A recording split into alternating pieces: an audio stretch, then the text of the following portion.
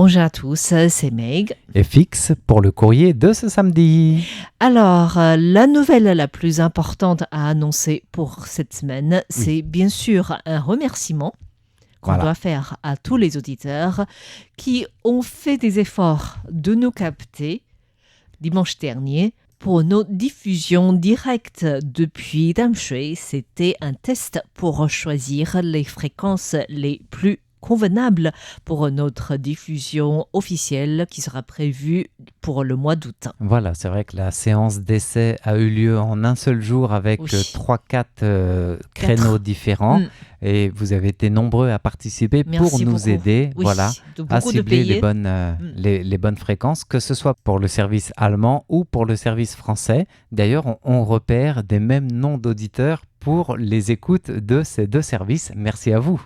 Et merci à tous les auditeurs qui ont utilisé aussi l'intelligence artificielle pour traduire vos courriers directement en français pour faciliter nos compréhensions. Voilà, et comme le disait Meg à l'instant, la magie des ondes fait qu'on a reçu plusieurs rapports d'écoute de plein de pays différents, rien que pour cette phase de test, ce qui est encourageant pour nous.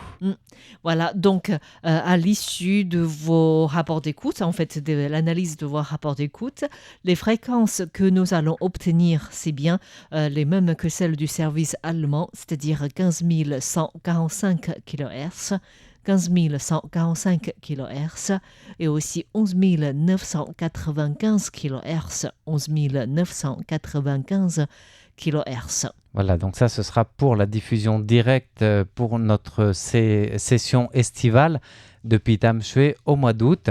Ces deux fréquences, bien sûr, on vous les rappellera en temps et en heure avec l'horaire de diffusion pour les 4 semaines du mois d'août, enfin les 4 week-ends du mois d'août qui concerneront la diffusion en français. Voilà, donc ce sera tous les vendredis, samedis et dimanches à partir du 7 août. Exactement. Voilà, jusqu'à la fin du mois.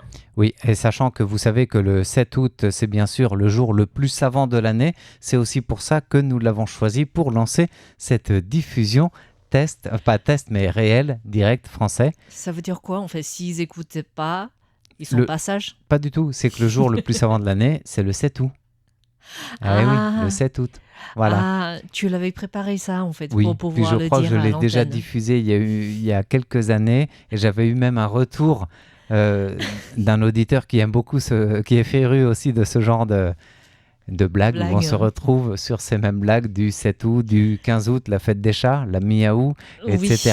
En tout cas, après avoir écouté ce passage, on se couchera moins bête ce soir. N'est-ce pas? Parce qu'on sera plus savant. Et voilà. Il faut attendre le 7 août par contre. Ça, on n'est pas sûr. Voilà, c'est donc par rapport à notre annonce pour nos diffusions directes depuis Damshui. Oui. Et bien sûr, l'heure est venue pour vous dévoiler le concours du mois de juillet, aussi le nouveau concours pour le trimestriel juillet-septembre. Voilà, c'est une très très grande annonce qui vaut le roulement de tambour en direct depuis le hall central de RTI en travaux.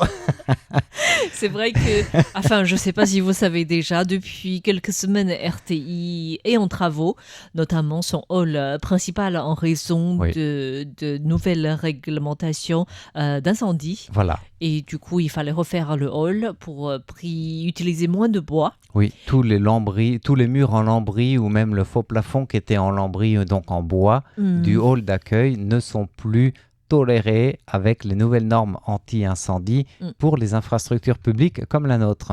Et du coup, on rencontre beaucoup de difficultés, surtout au niveau sonore, pour nos enregistrements, pour les auditeurs qui sont déjà venus à RTI et qui ont visité les locaux de RTI. Vous savez peut-être que le petit studio du service français se trouve juste à côté du hall en fait. Voilà. En tout cas, du coup, on entend beaucoup de bruit. On fait pas mal de jonglage, c'est-à-dire que bien sûr, les ouvriers sont obligés de travailler sur le chantier, ce qui est logique. Nous sommes obligés de travailler pour finaliser les émissions, ce qui n'est pas moins logique. Et du coup, on est obligé de trouver un petit peu un consensus, non pas inter-détroit, mais inter-service ou inter je sais pas quoi. C'est pour ça, en fait, c'est pour ce courrier-là, précisément, nos enregistrements sont faits entre deux coups de marteau. C'est ça. Marteau-piqueur. Parfois marteau-piqueur. J'ai même entendu de la perceuse. Enfin, il y a de tout. Voilà, il y a de tout. Il y a même la scie circulaire pour tout vous dévoiler qui est en train de couper les planches. Enfin, c'est pas les planches, on appelle ça des plaques d'acier, je pense, qui servent de faux plafond. En tout cas, donc, si vous trouvez que nous n'avons plus de logique dans nos propos, c'est parce que nous nous perdons aussi, en fait. Voilà.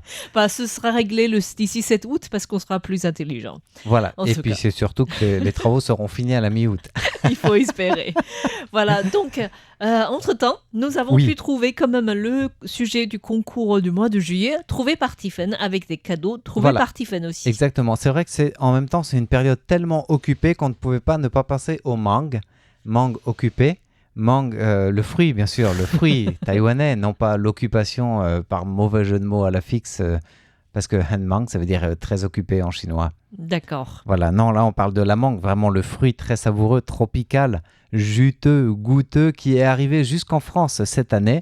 Ça a fait le buzz sur les réseaux sociaux, nos réseaux sociaux, en fait. C'est un de nos articles Instagram les plus commentés ou les plus suivis, pour en Facebook tout cas. Aussi, en fait. Facebook aussi. En tout cas, les mangues taïwanaises sont enfin exportées vers l'Europe en commençant par la France. Oui. Et apparemment, c'était entré dans les chaînes de distribution plutôt haut de gamme. Voilà. À un prix absolument incroyable pour les Taïwanais qui ont grandi avec les mangues. Voilà, mais en même temps, j'allais dire, en parlant du prix, on ne peut pas comparer le prix d'une mangue qu'on trouverait sur le marché à Taïwan en étant taïwanais ou sur le marché en France, qui n'est pas un pays tropical, qui doit l'importer, etc. Oui. Quoi. Oui, et du coup, c'est extrêmement cher pour moi, en fait. C'est pas faux. En tout cas, ça a fait le buzz aussi chez les Taïwanais, qui vivent en France, qui se sont rués vers les lieux de distribution en sachant que les mangues étaient arrivées au Rungis. Parce qu'on savait que c'était exporté, c'était arrivé au Rungis. Et du coup, tout le monde attendait. Je sais qu'il y a des personnes qui ont fréquenté Galeries Lafayette pendant 3 jours de suite pour trouver les mangues enfin sur le rayon. Voilà. Oui. Sachant qu'une mangue à Taïwan, c'est quoi? C'est à 4 € le kilo en moyenne, je dirais, en pleine saison. Cette année, c'est absolument moins cher. Peut-être encore moins cher qu'en France. Elles sont annoncées entre 16 et 20 € le kilo en fonction du lieu, depuis ce qui est arrivé à Rungis. Mais ça reste une mangue très savoureuse, très taïwanaise, très tropicale, très de saison et très disputée au point qu'elles se sont arrachées comme des petits pains. En 2 jours, tout était vendu. Oui, et du coup, les nouvelles commandes ont été faites. Oui. Et là, la question, c'était pour savoir, ces premières mangues exportées vers la France étaient exportées de quelle région de Taïwan? Voilà, depuis quel comté ou quelle région de Taïwan ces mangues ont-elles été exportées vers la France comme premier lot justement d'exportation de fruits pour tenter de remporter, non pas une mangue, mais un fruit tropical de saison, donc le ballon de la Coupe du Monde de football. Bien sûr, non pas de football, pas de la Coupe du Monde. Non, mais un ballon de foot. Ballon de foot décoratif, parce que c'est en porte-clés ou en couvre-mug. C'est ça. Vous savez, c'est un peu à la mode depuis quelques années. À Taïwan, vous avez un petit couvercle sur votre mug qui garde votre café, votre thé, votre boisson chaude comme cela, ou en tout cas à l'abri de toute poussière qui peut tomber dans votre mug. Oui. Et puis, la poignée de ce fameux petit couvercle en silicone, quoi de mieux qu'un petit ballon de foot? Voilà. Tiffen a trouvé champion du monde, mon frère. Ok. Je ne sais pas si la France sera champion du monde. On croise les doigts. On est sur le chemin, c'est sûr. Et Tiffen a trouvé cela parfait pour la saison, pour accompagner la mangue. Et je valide. Et du coup, il y aura 7 gagnants. 7 gagnants. Et j'ai envie de préciser pourquoi les mangues exportées sont extrêmement chères pour le marché européen. Il y a surtout une raison de normes sanitaires, parce que pour éviter les petits insectes qui existent à Taïwan dans un climat tropical, qui n'existe pas en Europe, on est obligé de passer par une technique de vaporisation pour tuer ces bébêtes qui se trouvent dans le fruit, mais tout en préservant la qualité du fruit. Voilà. Donc, en plus de cette technique de désinfection, on peut dire, ou d'élimination à la haute température, il faut passer ensuite par l'étape de congélation rapide pour conserver le fruit frais dans son état, pour éviter qu'il soit abîmé par la chaleur. Voilà. Et le tout pendant le transport et pendant cette opération de désinfection. Oui. Et du coup, c'est toutes ces techniques qui ont été développées avec les équipements appropriés coûtent extrêmement cher. Donc cela explique pourquoi en fait. Tout à fait. Ce n'est pas que le prix de l'exportation du fruit, sinon ce ne serait pas multiplié par 5 ou par 4 le prix de base. C'est vrai ça en fait. Tout à fait. C'est aussi toutes ces techniques nécessaires pour les préparatifs de l'exportation. Alors à Taïwan, on a ces fruits-là, on ne les désinfecte pas. Non pas parce que ces insectes seraient nocifs, mais tout simplement parce qu'ils sont déjà présents sur le pays et qui ne présentent pas une menace en plus. Donc, c'est pour les exportations vers un climat complètement différent, comme le Japon ou l'Europe, que Taïwan est obligé de passer, ou les États-Unis aussi, obligés de passer par ces étapes. Voilà, donc c'est par rapport au concours du mois de juillet. Oui. Ensuite, trimestriel, qui est nouveau aussi. Le nouveau trimestre, on ne va pas rappeler l'ancien parce que ça fait 3 mois qu'on vous bassine avec, entre guillemets. Mais le nouveau trimestre n'est pas une question, mais une participation, comme souvent d'ailleurs dans notre participation trimestrielle. De juillet à septembre, on vous demande de nous citer 3 nouveaux projets d'investissement de Taïwan en France. Et on insiste bien sur nouveaux, parce qu'il y a des projets qui sont déjà en cours. Par exemple, Prologium à Dunkerque ne fera pas partie des réponses de ce courrier parce que c'est déjà en cours. Mais on demande 3 nouveaux projets d'investissement en France. Quel que soit le secteur, c'est à vous de nous le dire pour tenter de remporter un petit insecte. Non pas celui qu'on essaye d'éliminer des mangues, mais une libellule. Alors oui, c'est un gros insecte. Qui n'a pas besoin de passer à la haute température ni à la congélation. Tout à fait. Et il s'agit d'une libellule artisanale décorative faite main.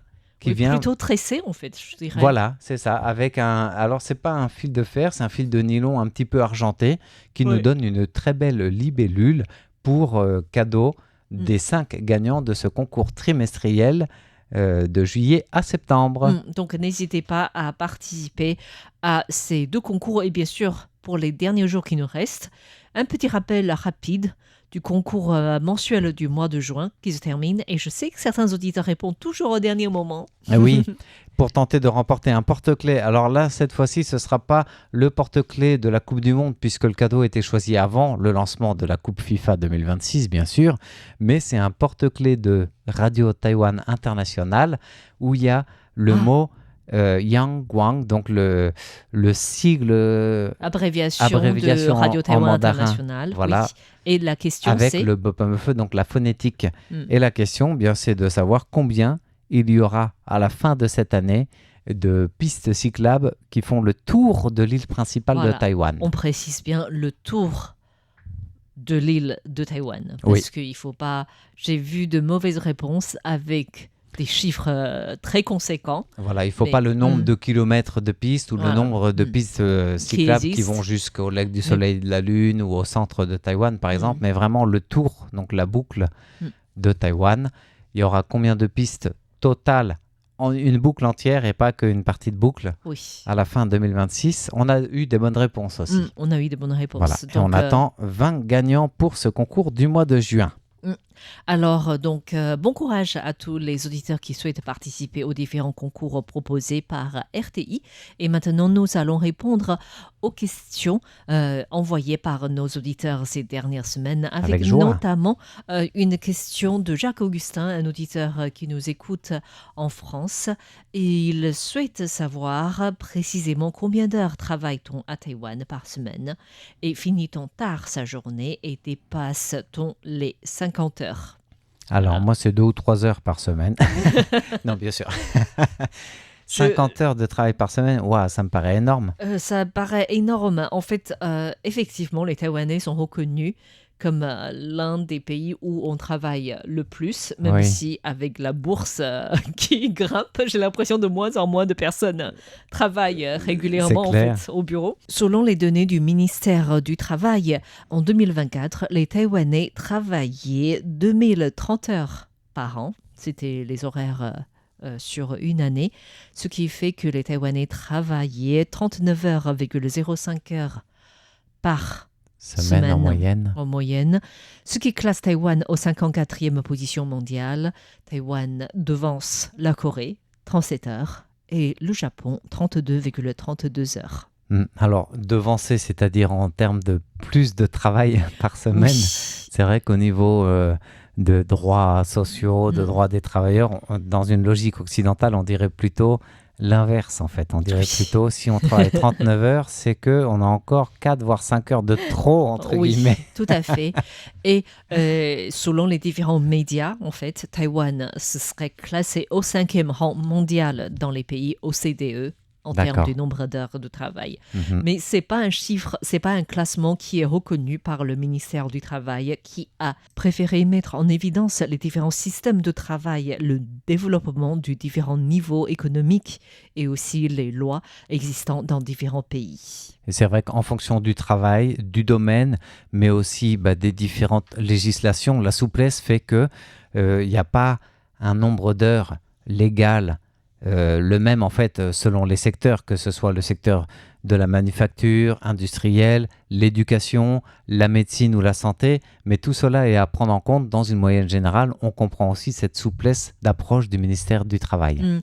Qui a aussi souligné dans ses différentes explications la faible proportion des Taïwanais qui travaillent aux horaires partiels.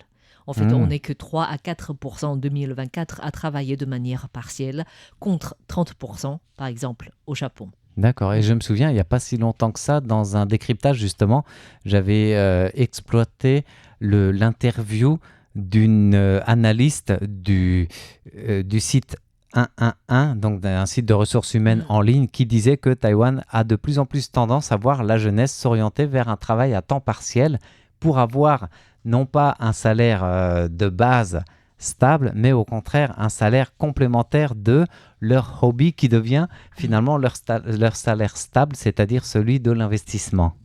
Mais je souhaite quand même attirer l'attention sur le fait que même si ce nombre d'heures de travail communiquées officiellement par les autorités taïwanaises semble peut-être peu en fait par rapport à l'idée perçue sur le travail à Taïwan, il faut savoir que de nombreuses entreprises invitent entre guillemets ses employés à travailler après avoir pointé que pour le départ, la fin de la journée. C'est-à-dire qu'il y a la norme et il y a la réalité. Donc dans la norme, on va pointer comme quoi on a fini le travail au bout de 7 ou 8 heures par jour, mais on continue 1, 2 ou 3 heures sur une base de volontariat.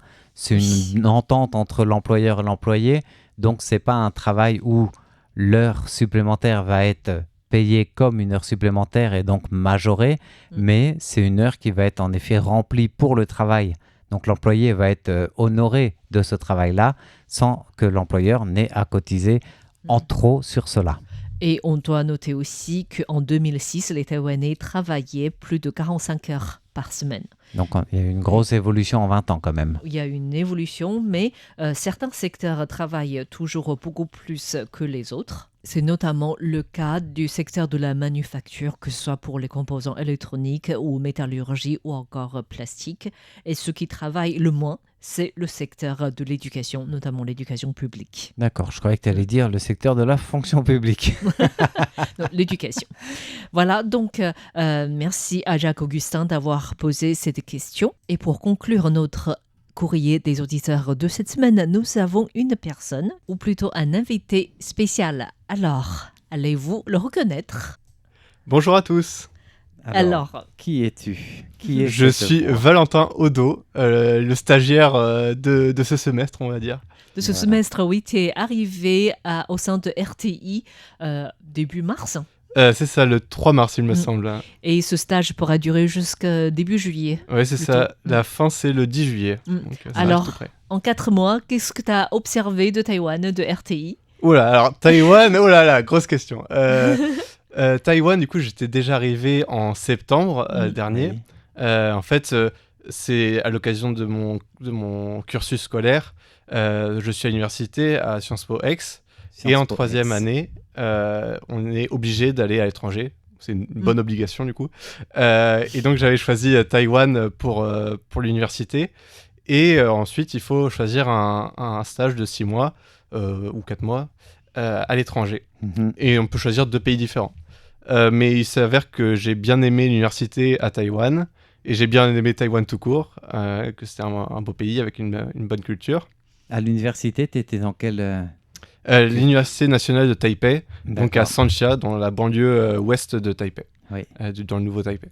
Et donc, tu as décidé de récidiver pour un stage, ce qui t'a amené ici à RTI. C'est ça, effectivement. D'accord. En fait, j'ai appris l'existence de RTI par un ami qui consultait les publications sur Instagram ou sur d'autres réseaux sociaux de RTI. Oui. Et il m'a dit « Oh, mais tu pourrais peut-être déposer une demande de stage là-bas, ça a l'air d'être intéressant. » Et je me suis dit « Ah, pourquoi pas, un média ?» Par le passé, avec d'autres associations étudiantes, j'avais déjà un peu touché le monde des médias. Oui. J'étais président d'une revue papier de Sciences Po X. Donc, je me suis dit, pourquoi pas tenter le stage là-bas. Alors, durant ces 4 mois, qu'est-ce que tu as trouvé comme le plus difficile comme travail, en fait ?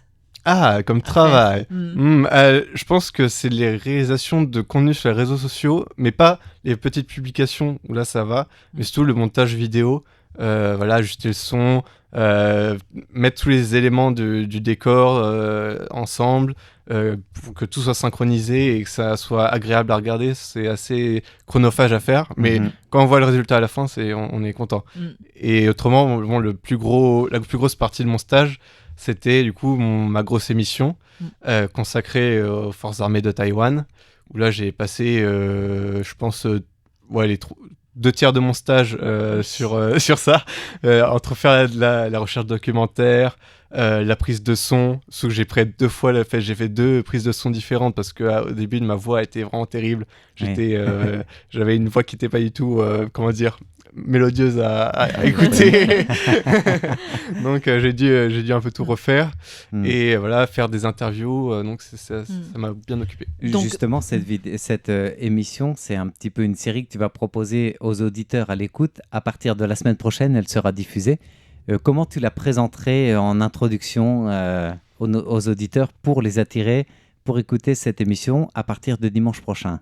Et on peut aussi préciser qu'il s'agit d'une série d'émissions sur 7 épisodes, sur un grand thème concernant Taïwan, qu'on parle tout le temps, mais qu'on ne connaît pas forcément en fait. Oui, alors en fait, à la base, l'idée du stage, je me disais, peut-être si je suis ambitieux, je ferai 4 épisodes, je ferai 10 minutes par épisode et ça va s'arrêter là. Et en fait, plus je faisais de recherche, plus je me disais qu'il y avait beaucoup de ressources qui étaient à disposition, même si du coup, j'ai pas accès à des sources confidentielles militaires, ça c'est logique. Mais en fait, il y a tellement de ressources, de doctrines, de pensées stratégiques autour de la question de Taïwan qu'en fait, je me suis presque perdu. Et j'ai dû un peu structurer plus longuement ma pensée et donc revoir un peu mon schéma d'émission.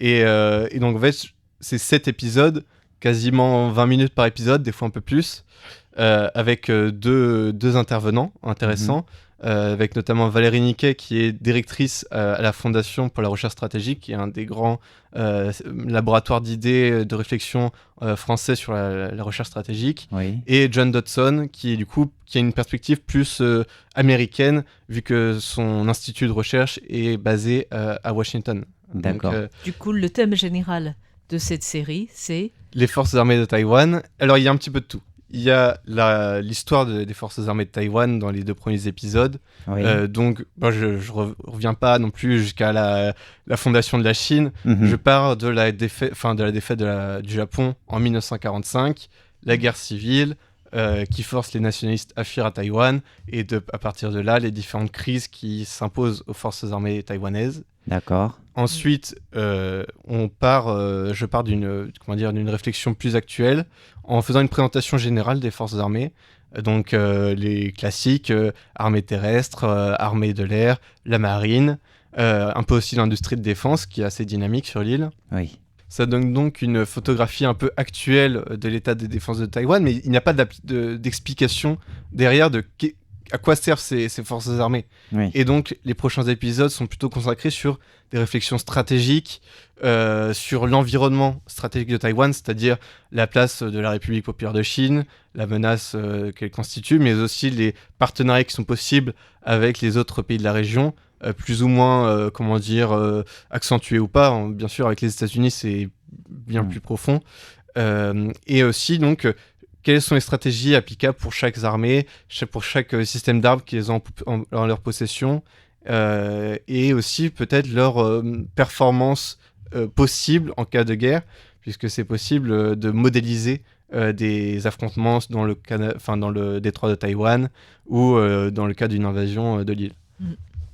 Donc c'est une présentation assez complète en fait pour un public qui ne connaît pas forcément tout le système d'armement à Taïwan. Même moi, j'ai appris plein de choses, ne serait-ce par rapport à l'histoire de l'armée taïwanaise, ou aujourd'hui en fait les différents objectifs et stratégies adoptées. Eh bien, ce qui était compliqué, c'était de faire un arbitrage entre la pédagogie et approfondir le sujet, parce que je voulais pas faire comme ce que font tous les médias, c'est-à-dire oh là là, peut-être que Taïwan est sous blocus, peut-être que c'est la fin des haricots, et en fait on n'a pas d'explication. Pourquoi il y a un blocus ? Quel est le rapport de force précis des forces qui combattent ou qui se font face dans le détroit ? Oui, et dans la préparation de ces émissions et dans une approche radiophonique à l'étranger, dans ton stage, qu'est-ce que tu as trouvé le plus enrichissant et le plus difficile ? Le plus difficile, c'est bien sûr d'exploiter des sources, notamment en langue chinoise, sachant que mon niveau de chinois est très très très bas. Mais après, j'ai pas mal fait une grande partie de ma bibliographie se repose sur de la littérature anglo-saxonne. D'accord. Parce que bien évidemment, les Américains, pour les militaires américains, le scénario le plus probable, c'est pas une invasion de la Russie de l'Europe, c'est vraiment la menace, la Taiwan Contingency, comme ils disent, le scénario Taïwan qui est au centre de leur réflexion stratégique. Voilà, donc cette émission est à écouter à partir du dimanche prochain, et cela à la place de l'émission Ceux des cieux amplifiés de Aurélien Rossanino. Aurélien doit arrêter son émission musicale hebdomadaire pendant un certain temps. On souhaite qu'on puisse le retrouver assez rapidement, et en attendant, on vous propose de découvrir l'histoire et aussi la défense taïwanaise avec Valentin Odo. Voilà, merci à Valentin d'être venu. Merci à vous. Parce qu'on doit préciser aussi merci à ton stage aussi. Ah oui, merci pour votre accueil. En plus de cette grande émission, tu travailles aussi au quotidien sur les réseaux sociaux de RTI, notamment l'Instagram. Et aussi Facebook, et puis que ce soit sous forme d'articles, de mini-vidéos ou de posts un petit peu plus détaillés aussi, en effet. Alors en tout cas, j'espère que les auditeurs prennent plaisir de lire ces articles et aussi d'écouter les futures émissions. Voilà, on espère aussi que tu auras appris pas mal. Ah oui, ça c'est sûr. En notre compagnie. Voilà, merci à tous d'avoir suivi le courrier des auditeurs de cette semaine présenté par François-Xavier Boulet, Valentin Odo et Meg, et à bientôt. Bye bye. Bye bye.